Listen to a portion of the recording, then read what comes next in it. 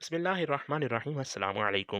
قیامت کے دن جب تمام لوگ اپنا حساب کتاب مکمل کر چکیں گے، اعمال نامے ان کے ہاتھوں میں تھما دیے جائیں گے، تو ان کے اعمال ناموں کے مطابق ان کی آخری زندگی کا فیصلہ ہوگا کہ ان کا اصل ٹھکانہ کون سی جگہ ہے۔ اگر اعمال صالح کی حاملین ہوئے تو وہ جنت کے مستحق ٹھہریں گے، اس کے برعکس اعمال بد کی صورت میں وہ جہنم کی دردناک عذاب میں گرفتار کر دیے جائیں گے۔ اللہ تعالیٰ کے انبیاء، اولیاء، برگزیدہ اور صالح بندے اللہ تعالیٰ کے حکم سے جنت میں چلے جائیں گے، اور جہاں وہ ہمیشہ ہمیشہ کے لیے اللہ کی رحمتوں اور نعمتوں میں رہیں گے۔ چنانچہ سورہ بقرہ میں اللہ رب العزت نے ارشاد فرمایا: اے حبیب، آپ ان لوگوں کو خوشخبری سنا دیں جو ایمان لائے اور نیک عمل کرتے رہے، ان کے لیے بہشت کے باغات ہیں جن کے نیچے نہریں بہتی ہیں۔ جب انہیں ان باغات میں سے کوئی پھل کھانے کو دیا جائے گا تو اس کی ظاہری صورت دیکھ کر کہیں گے یہ تو وہی پھل ہے جو ہمیں دنیا میں پہلے دیا گیا تھا، حالانکہ انہی صورت میں ملتے جلتے پھل دیے گئے ہوں گے۔ ان کے لیے جنت میں پاکیزہ بیویاں بھی ہوں گی اور ان میں ہمیشہ رہیں گے۔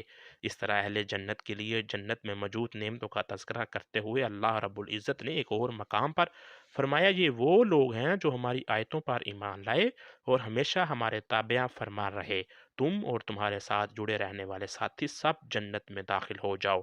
جنت کی نعمتوں، راحتوں اور لذتوں کے ساتھ تمہاری تکریم کی جائے گی۔ ان پر سونے کی پلیٹوں اور گلاسوں کا دور چلایا جائے گا، اور وہاں وہ سب چیزیں موجود ہوں گی جن کو دل چاہیں گے، جن سے آنکھیں راحت پائیں گی، اور تم وہاں ہمیشہ رہو گے۔ اور اے پرہیزگارو، یہ وہ جنت ہے جس کے تم مالک بنا دیے گئے ہو، اور ان اعمال کا صلہ میں جو تم انجام دیتے تھے۔ تمہارے لیے اس میں بکثرت پھل اور میوے ہیں، تم ان میں سے کھاتے رہو گے۔ یعنی اہل جنت آخرت میں خوش قسمت ترین لوگ ہوں گے کہ جو خاص اللہ کی رحمتوں اور نعمتوں سے لطف اندوز ہوں گے۔ اللہ کریم ہم سب کو بھی اپنی جنت میں داخل ہونے کی توفیق عطا فرمائے، آمین۔ ناظرین، جنت میں اہل جنت کی ہر خواہش پوری کی جائے گی، اور اہل جنت میں سے چند لوگ اللہ رب العزت کے حضور کس کس قسم کی خواہشات کا اظہار کریں گے، اس کی چند مثالیں حضور نبی کریم صلی اللہ علیہ وآلہ وسلم اپنی زبان اقدس سے بیان فرمائی ہیں، جن میں سے ایک جنتی کی دلچسپ خواہش ہم آپ کو آج اپنی اس ویڈیو میں بتانے جا رہے ہیں۔ چنانچہ بخاری شریف جلد اول میں حضرت ابو ہریرہ سے روایت ہے، آپ بیان کرتے ہیں کہ ایک دن رسول اللہ صلی اللہ علیہ وآلہ وسلم تشریف فرما تھے کہ ایک دیہاتی حاضر خدمت ہوا۔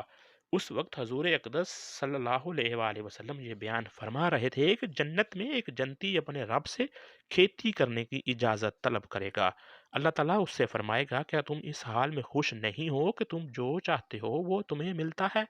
بندہ عرض کرے گا: کیوں نہیں، میں خوش ہوں، مگر پھر بھی میں کھیتی کرنا چاہتا ہوں جس طرح دنیا میں کھیتی باڑی کی جاتی تھی۔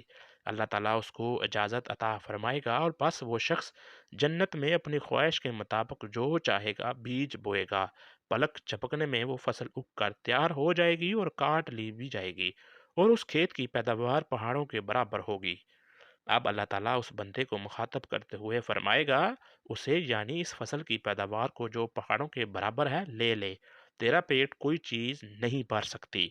حضور صلی اللہ علیہ وآلہ وسلم کی زبان اقدس سے یہ واقعہ سن کر وہ دیہاتی صحابی عرض کریں گے: قسم خدا کی یا رسول اللہ صلی اللہ علیہ وآلہ وسلم، آپ اس جنتی کا کاشتکار کو قریشی یا انصار ہی پائیں گے، کیونکہ یہی لوگ کاشتکاری کرتے ہیں، ہم لوگ تو کاشتکار نہیں ہیں۔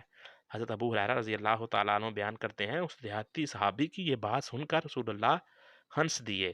دوستو، بے شک اللہ رب العالمین کی رحمت اور فضل بے حد بے حساب ہے، جس کا اس نے ایمان لانے والوں کے لیے وعدہ فرما رکھا ہے۔ ہم دعا کرتے ہیں کہ خدا ہمیں ان ایمان والوں میں شامل فرما لے جو اس رحمتوں اور نعمتوں بری جنت میں داخل ہوں گے، آمین۔